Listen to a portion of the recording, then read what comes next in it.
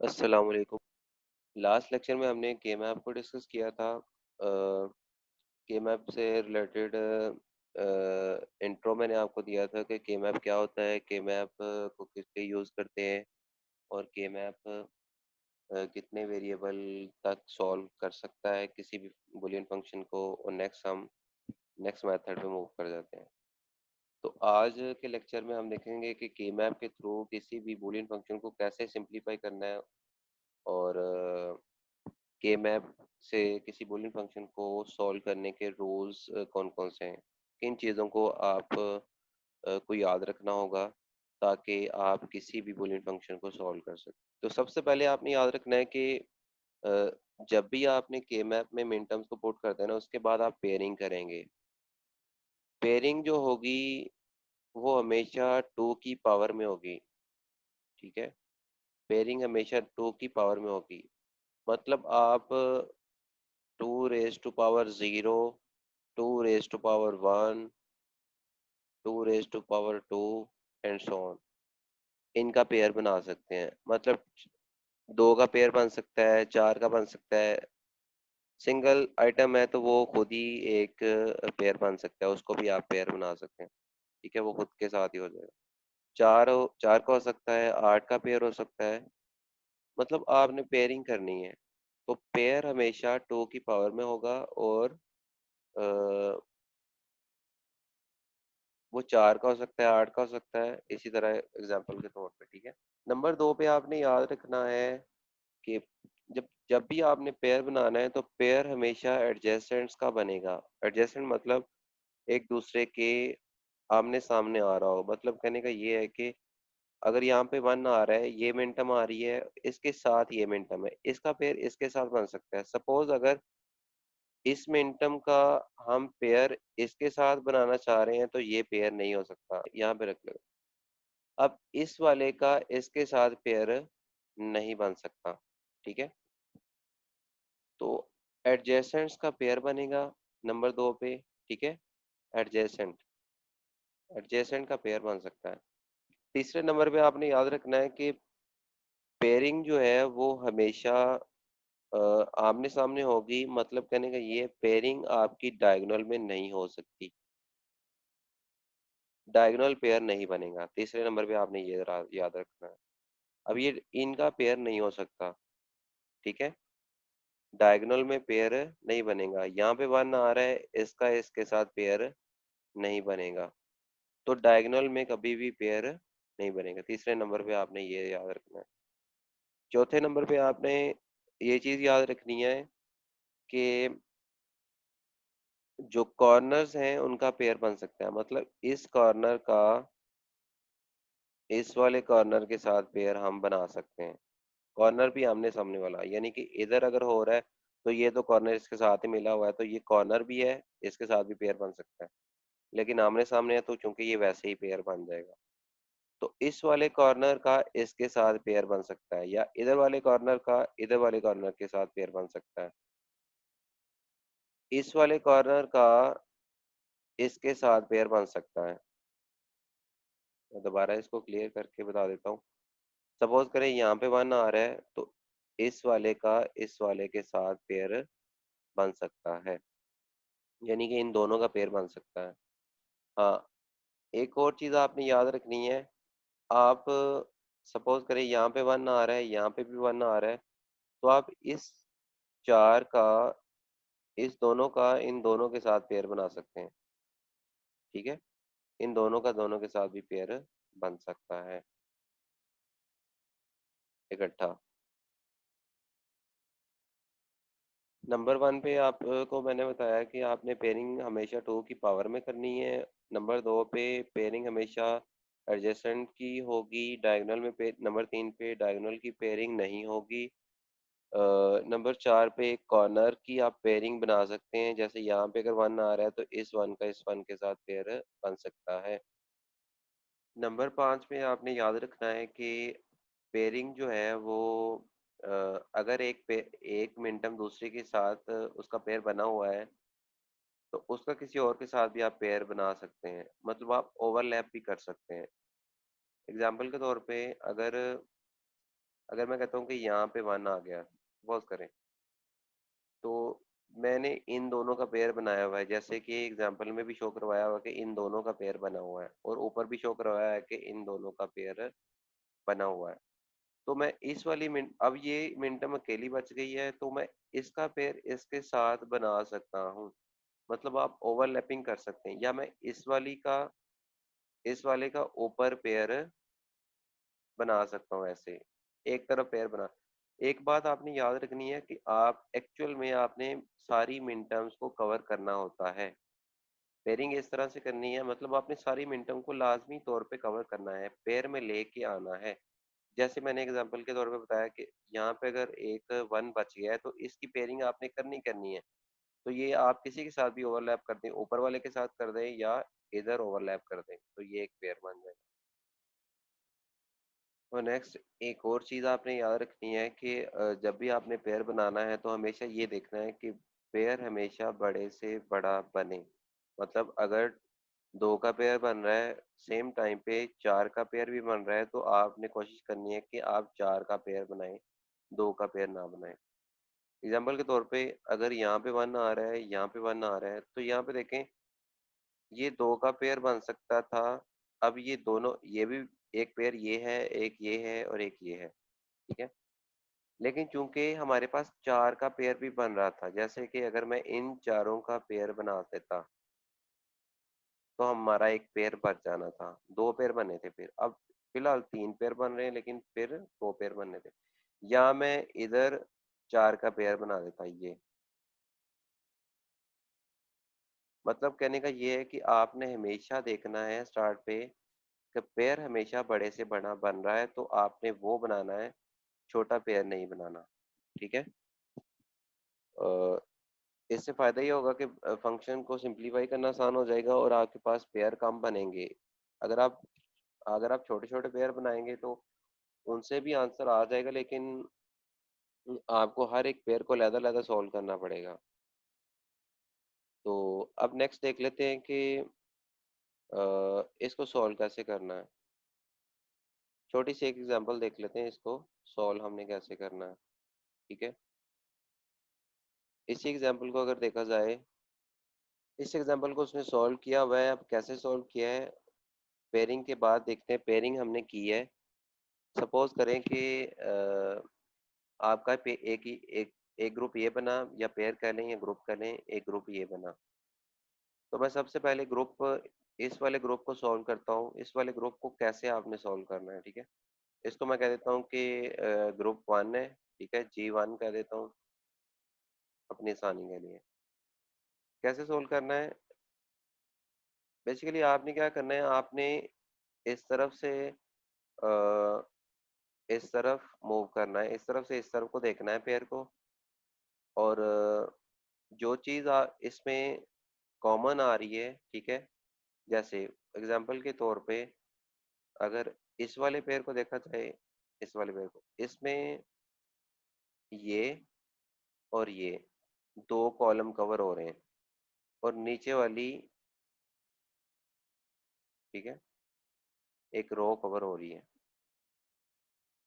जब भी आपने किसी पेयर को सॉल्व करना है, आपने सबसे पहले देखना है कि वो पेयर किस कॉलम को, किन किन कॉलम को कवर कर रहा है और किस रो को कवर कर रहा है।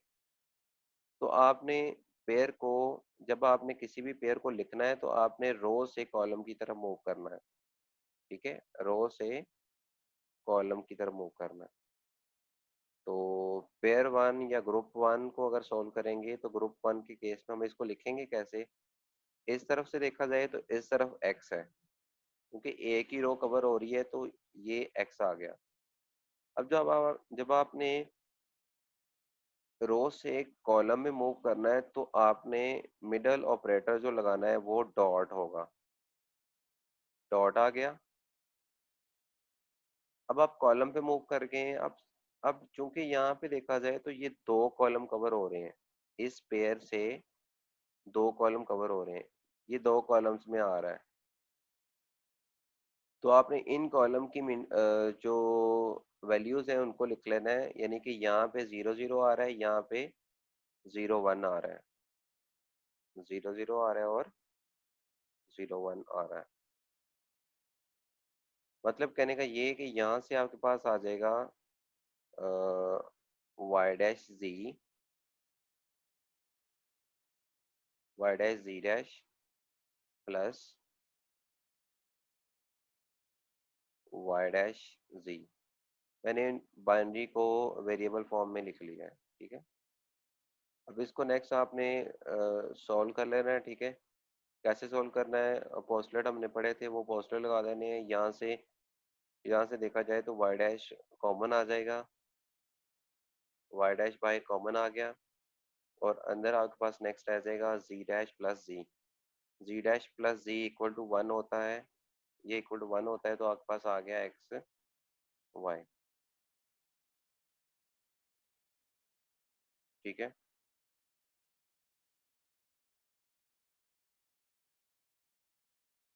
यहाँ पे वाई डैश कॉमन आया था, तो ये वैल्यू आपके पास आ गई, जो कि आपके पास ये वाली वैल्यू है। सेम इसी तरह इस पेयर को अगर सॉल्व करेंगे, G2 को सॉल्व करेंगे, तो आपके पास कैसे आएगा, क्योंकि ये वाला जो ग्रुप है, ये ऊपर वाली रो को कवर कर रहा है, ठीक है। मैं इसको क्लियर करने लगा हूँ। नेक्स्ट ग्रुप को देख लेते हैं, G2 को, इस वाले ग्रुप को।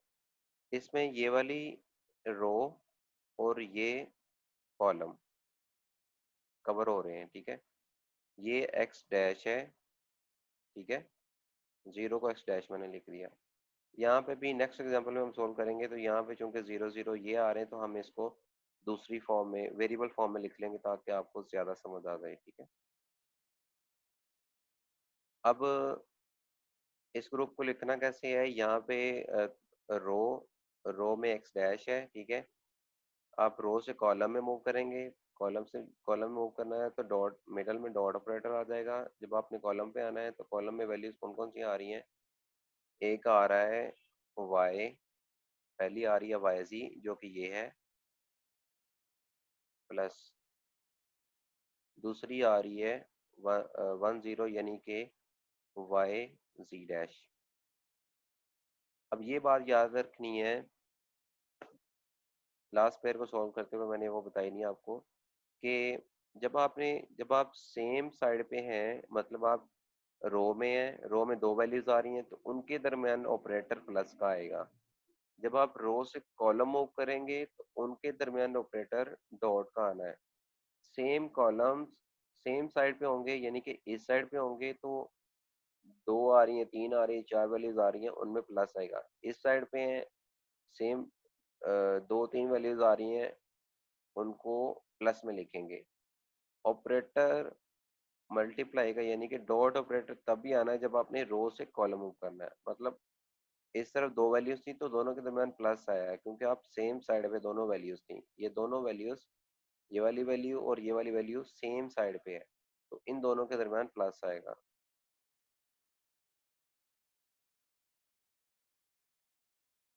तो इसको अब हम सॉल्व कर लेंगे, तो यहाँ से y कॉमन आ जाएगा, x डैश y बन जाएगा, z प्लस जी डैश आ जाएगा, ठीक है। जी प्लस जी डैश क्या होगा, 1 हो जाएगा, तो यहाँ पे आ गया एक्स डैश वाई। तो आप इस तरह से इसको सॉल्व कर सकते हैं। तो ये के मैप सॉल्व हो गया, सिंप्लीफाई हो गया, ठीक है। ये सिंप्लीफाई हो गया, आपके पास ये वाला आंसर आएगा। एंड पे आपने सारे जो जितने भी ग्रुप्स आ जाएंगे, उनको समेशन फॉर्म में लिख देना है, तो आपका फंक्शन आ जाएगा। जैसे कि यहाँ पे दोनों दोनों जो हमारे पास सिंप्लीफाई होके आई थी, उनको दोनों को प्लस में लिख, समेशन में लिख।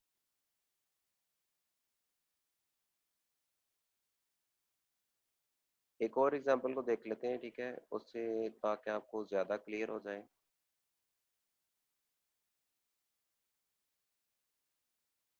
सपोज ये वाली एग्जांपल है, ठीक है। ये वाली एग्जांपल, नीचे वाली 3.2 एग्जांपल है। अ,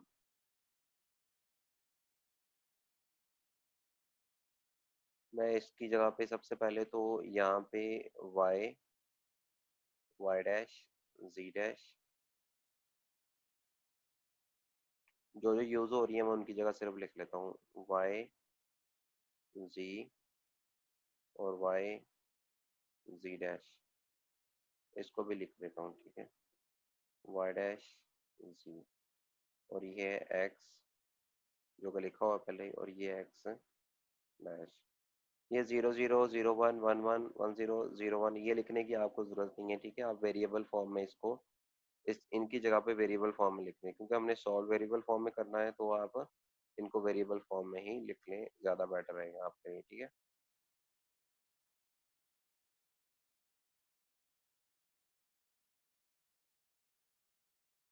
अब आपने सबसे पहले क्या करना है, आपके पास चूंकि चार मिनटम्स हैं, तो चारों को आपने पुट कर देना है उनकी लोकेशन पे, 3 6 7 और 4, लोकेशन पे पुट कर दिया। नेक्स्ट आपने करना है, पेयरिंग करनी है। पेयरिंग कैसे करनी है, पेयरिंग सबसे पहले तो आपने देखना है कि बड़े से बड़ा पेयर कितने का बन रहा है, ठीक है। और चूंकि यहाँ पे हमें पता चल रहा है कि चार का कोई पेयर नहीं बन रहा, दो का पेयर बन रहा है, तो सबसे पहले हम दो की पेयरिंग ही कर सकते हैं।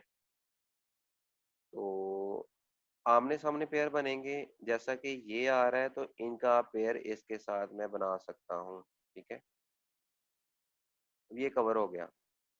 अब ये वाली दो वैल्यूज अलहदा आ रही थी, तो मैंने कहा था कि आप कॉर्नर का पेयर बना सकते हैं, तो इस कॉर्नर का इस कॉर्नर के साथ पेयर बन गया, तो दोनों, ये चारों की चारों मिनटम कवर हो गई हैं। मेन आपका काम ये है कि आपने पेयरिंग भी करनी है, और पेयरिंग इस तरह करनी है कि सारी मिनटम कवर हो जाएं। जब सारी मिनटम कवर हो जाएंगी तो फर्दर आपको पेयरिंग करने की जरूरत नहीं है। जैसे कि यहाँ पे एक पेयर और बन सकता था, मैं यहाँ पे हाईलाइट कर देता हूँ, ये वाला पेयर, ये भी बन सकता था अगर आप बनाना चाहें तो, लेकिन हमें ज़रूरत नहीं पड़ेगी क्योंकि हमारी मिनटम कवर हो चुकी है। तो ये हाईलाइटेड भी है कि दो पेयर बने हुए हैं, कलर थोड़ा सा डिफरेंट है, ठीक है, एक ये पेयर बना हुआ है और एक ये वाला पेयर बना हुआ है, तो ये दोनों पेयर बन गए। अभी हम थ्री वेरिएबल वाले को सॉल्व कर रहे हैं, ठीक है, नेक्स्ट फर्दर नेक्स्ट लेक्चर में हम फोर वेरिएबल को भी डिस्कस करेंगे, और कुछ और एग्जांपल्स हैं उनको डिस्कस करेंगे। अभी इसको थोड़ा सा मैं सॉल्व करके आपको बता भी देता हूँ। दो पेयर हैं, दोनों को कैसे सॉल्व कर रहे हैं दोबारा से, ठीक है, एग्जांपल को देख लेते हैं। अगर मैं इस एग्जांपल को वाइट बोर्ड पे ही बना लूँ तो ज़्यादा बेटर रहेगा, बल्कि यही ठीक है, यही बना देता हूँ।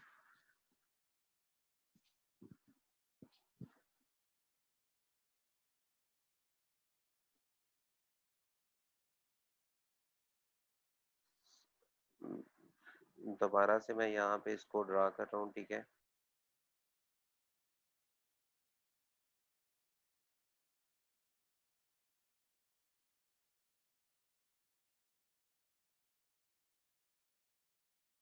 ये 0 है, 0 1 2 3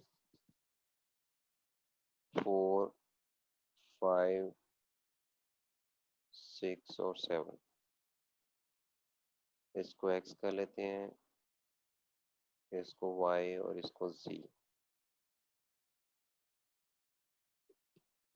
यहाँ पे वाई डैश जी है, जी डैश है, वाई डैश जी, यहाँ पे वाई जी है, और यहाँ पे वाई जी डैश है, यहाँ पे एक्स डैश है, और यहाँ पे एक्स है। अब ये बन गए हैं, ठीक है। तो मिनटम को सबसे पहले पुट कर देते हैं, यहाँ पे 1 आ गया, यहाँ पे 1 आ गया, यहाँ 1 और यहाँ पे 1, इसका पेयर बन गया इसके साथ, ठीक है, और इन दोनों का पेयर बन गया, ठीक है।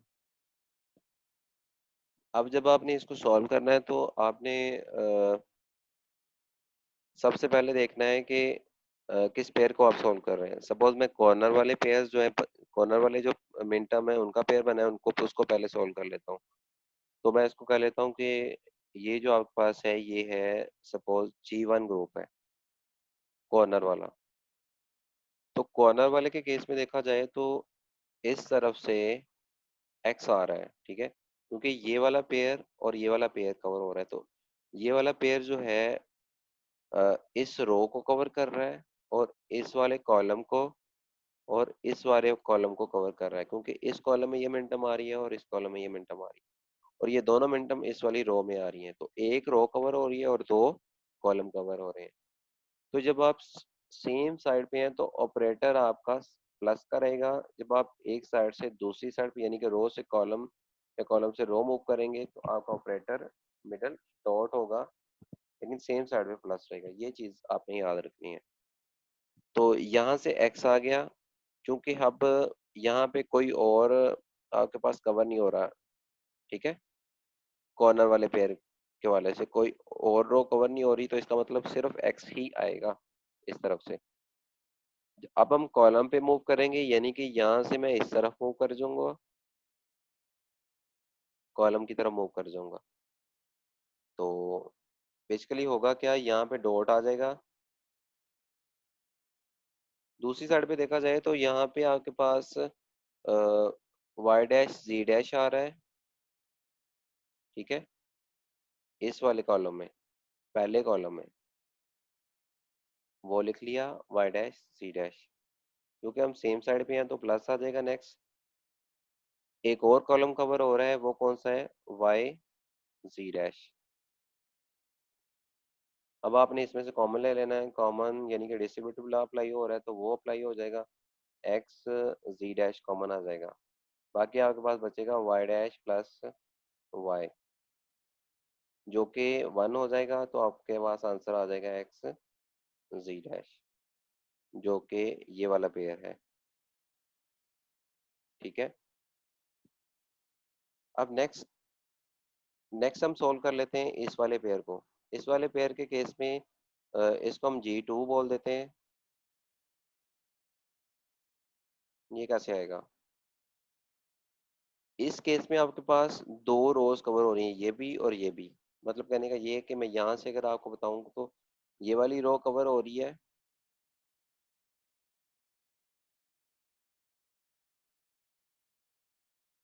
और इसको मैं रेज कर देता हूँ।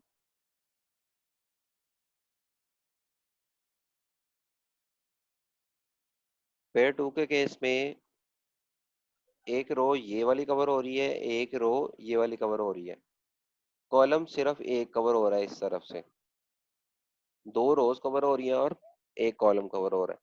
तो इस साइड से आप क्या करेंगे, आपके पास चूंकि एक्स आ रहा है और दूसरी आ रही है रो, दूसरी रो में आ रहा है, जो दूसरी रो कवर हो रही है वो एक्स डैश आ रही है, तो दोनों के दरमियान आएगा प्लस, क्योंकि हम सेम साइड पे हैं तो प्लस आ जाएगा। जब आप इस तरफ से इस तरफ मूव करेंगे तो डॉट आ जाएगा, और कॉलम आपके पास चूंकि एक ही कवर हो रहा था जो कि है वाई जी, वो आ जाएगा। तो x plus x dash one होता है, तो वाई जी आंसर आ जाएगा। तो आपका एक्चुअल जो फंक्शन होगा वो बेसिकली क्या बनेगा, वो फंक्शन ये बनेगा वाई जी प्लस एक्स डैश।